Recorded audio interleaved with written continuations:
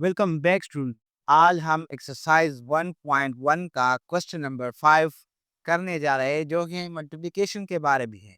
तो आज की ये लेक्चर बहुत ज़्यादा इंटरेस्टिंग होने वाली है। इसमें आज आप सीखेंगे कि किस तरह हम दो कॉम्प्लेक्स नंबर को आपस में मल्टीप्लाई करते हैं और फिर लास्ट में किस तरह हम इसको a plus B iota form में, जो कि standard form of complex number है, उसमें लिखते हैं। तो हमारे साथ लेक्चर सुनने के लिए जुड़े रहिएगा। चलिए हमने लेक्चर का आगाज करते हैं। तो स्टूडेंट, क्वेश्चन नंबर 5 है multiply the following complex number. तो चले फर्स्ट पार्ट से शुरुआत करते हैं। जैसे हम सॉल्यूशन स्टार्ट कर ले, हम अपने सपोजिशन करेंगे कि let z1 equals to 8 iota plus 11 and similarly z2 equals to -7 plus 5 iota. ठीक है, तो Z1 into Z2 will be equals to, अच्छा, ये हमारे पास 8 आयोटा प्लस 11 है। इसको हम अगर स्टैंडर्ड फॉर्म में लिखना चाहे हम लिख सकते हैं 11 प्लस 8 आयोटा। तो ये a प्लस बी आयोटा के फॉर्म में आ जाएगा। Similarly multiply with -7 plus 5 iota. ठीक है, मल्टीप्लिकेशन का जो तरीक़ाकार है, सबसे पहले ये जो 11 है जो फर्स्ट कॉम्प्लेक्स नंबर का रियल पार्ट है, ये सेकंड कॉम्प्लेक्स नंबर के रियल और इमेजिनरी दोनों पार्ट के साथ मल्टीप्लाई होगा।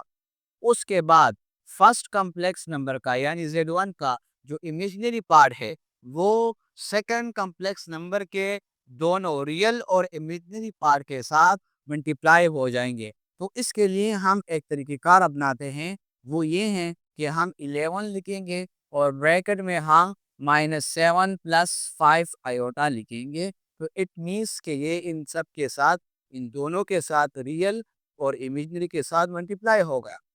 अब हम लिखेंगे प्लस 8 आयोटा और इस इमेजिनरी पार्ट को अब हम इन दोनों रियल और इमेजिनरी पार्ट के साथ मल्टीप्लाई करेंगे।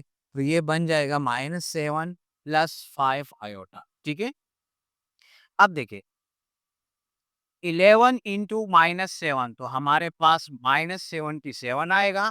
11 इंटू 5 आयोटा, सो 11 इंटू 5, 5 11 55 आयोटा इसके साथ आएगा। सिमिलरली 8 प्लस इंटू माइनस, तो ये हमारे पास माइनस हो जाएगा ये टर्म। 8 इंटू 7 तो ये हमारे पास 56 हो जाएगा और इसके साथ ये आयोटा आ जाएगा। प्लस इंटू प्लस ये हमारे पास प्लस ही आएगा। 5 8 जार 8 5 जार हमारे पास 40 आता है और दोनों की वैल्यू पार्ट है आयोटा इंटू आयोटा। तो आपको पता है कि आयोटा और आयोटा मल्टीप्लाई होकर आयोटा स्क्वायर बनाता है। ठीक है, अब देखें -77, अच्छा, प्लस 55 आयोटा -56 आयोटा, इससे आएगा -1 आयोटा। ठीक है, और प्लस 40 और सिंस आयोटा स्क्वायर -1 के बराबर है, ये हम पहले और दूसरे लेक्चर में पढ़ चुके हैं। अगर आपको पता नहीं है कि आयोटा स्क्वायर किस तरह -1 के बराबर आता है तो आप मेरे पहले लेक्चर देख सकते हो। तो आयोटा स्क्वायर की वैल्यू हम यहाँ पर पुट करेंगे जो कि -1 है। मैं यहाँ पर लिख भी देता हूँ, सिंस आयोटा स्क्वायर बराबर है -1 के, लिहाजा हमने इधर आयोटा स्क्वायर की जगह -1 लगाया। अब -77 -1 आयोटा और प्लस इंटू माइनस, तो ये हो जाएगा माइनस और 40। ठीक है, 40 इंटू 1 तो 40 आएगा। अब ये दोनों रियल पार्ट है तो -77 को हम -40 के साथ लिख लेंगे और माइनस आयोटा और 1 आयोटा ये हम बाद में लगा देंगे। अब माइनस और माइनस ये दोनों साइन एडिशन हमें प्रोडक्ट में देते, लिहाजा इन दोनों को हम, इन दोनों नंबरों को ऐड कर लेंगे लेकिन साइन माइनस का लगेगा, नेगेटिव साइन। तो 0 ये 7 हो जाएगा और ये हो जाएगा 4 और 7 प्लस होगा 11, तो -117 माइनस आयोटा। तो ये हमारे पास Z1 इंटू Z2 यानी the product of two complex number हो जाएगा, जो कि हमारे पास a प्लस बी आयोटा के फॉर्म में है। ठीक है। अब हम आते हैं नेक्स्ट क्वेश्चन, क्वेश्चन नंबर 2 की तरफ। तो यहाँ पर हम यहाँ से स्टार्ट करते हैं। तो हम फर्स्ट कर लेते हैं, लेट Z1 हमारे पास बराबर हैं 3 आयोटा के। इसी तरह Z2 हमारे पास बराबर है 2 इंटू 1 माइनस आयोटा के। ठीक है। तो जब हम प्रोडक्ट मालूम करने जाते हैं तो हम Z1 इंटू Z2 करते हैं। तो Z1 हमारे पास 3 आयोटा, जो कि सिर्फ हमारे पास एक इमेजिनरी पार्ट है। इसको हम मल्टीप्लाई कर लेंगे किसके साथ? इसको हम मल्टीप्लाई कर लेंगे 2 इंटू 1 माइनस आयोटा के साथ। ठीक है। अच्छा, ये 3 आयोटा अपनी जगह पे, ठीक है, इंटू ये हमारे पास पहले ही ये जो इसका अपना नंबर है ये इसके साथ मल्टीप्लाई होगा। 2 इंटू 1 हमारे पास 2 आएगा, माइनस 2 इंटू आयोटा, तो हमारे पास 2 आयोटा आएगा। अब हमारे पास 3 आयोटा इसके साथ मल्टीप्लाई हो जाएगा, तो इससे बनेगा 3 इंटू 2, तो ये बन जाएगा 6, और ये आयोटा इसके साथ आ जाएगा।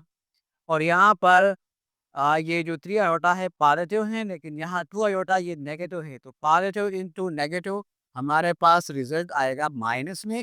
3 टू जार 6 आएगा। आयोटा इंटू आयोटा ये फिर बराबर है आयोटा स्क्वायर के। ठीक है, जिस तरह पहले सवाल में हुआ। अब 6 iota minus 6 iota square, since we know that, हमें पता है बार बार हम इसको लिखते हैं, ये -1 के बराबर है, जिसको हमने फर्स्ट लेक्चर में अयोता खान कहा था, और हमने इस अयोता खान की पूरी स्टोरी भी आपको सुनाई थी।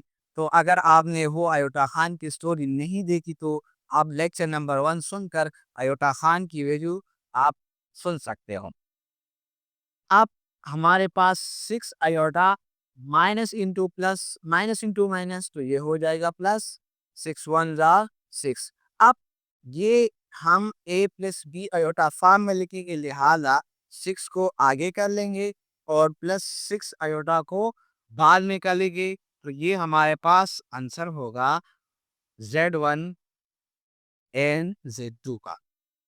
अब हम नेक्स्ट क्वेश्चन, नेक्स्ट पार्ट की तरफ जाते हैं, जो कि है पार्ट नंबर 3।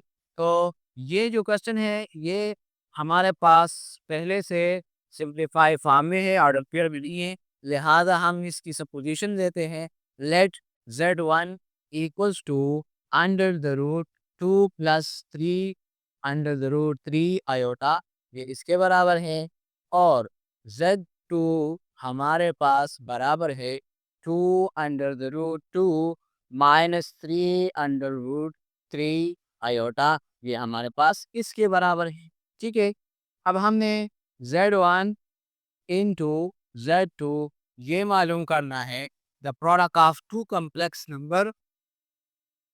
तो under the root 2 plus under root 3 iota into 2 under root 2 -3 under the root 3 iota. ठीक है। जैसे मैंने आपको फर्स्ट में बताया कि इस Z1 का जो फर्स्ट कॉम्प्लेक्स जो रियल पार्ट है, ये सेकंड कॉम्प्लेक्स नंबर के दोनों पार्ट्स के साथ पहले मल्टीप्लाई होगा।